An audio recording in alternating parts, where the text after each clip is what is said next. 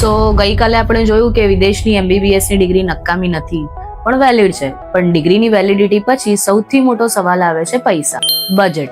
ઘણાને લાગે છે કે ડોક્ટર બનવું એટલે પપ્પાની આખી મિલકત વેચી દેવી પડશે. ના ના ના, એવું કંઈ નથી હોતું. આ બધો એક ભ્રમ છે. અને આપણા સેકન્ડ સેગમેન્ટનું નામ છે બજેટ સ્ટોરી.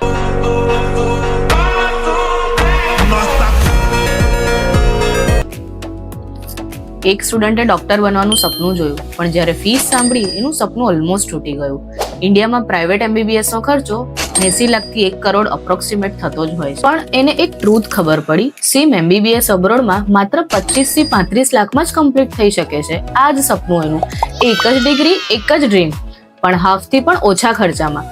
ઘણા લોકો ઇન્ફોર્મેશનના કારણે સપનું છોડી દે છે, પણ સ્માર્ટ લોકો રિસર્ચ કરે છે. તો ડિસિઝન સિમ્પલ છે, ઓવરપે કરશો કે સ્માર્ટ બનશો. પૈસાની ચિંતા તો દૂર થઈ ગઈ, પણ શું વિદેશમાં સ્ટુડન્ટની લાઈફ એટલી જ આસાન છે? જેટલી દેખાય છે એટલી તો નથી. તો શું છે ત્યાંની અસલી સ્ટ્રગલ અને રિયાલિટી?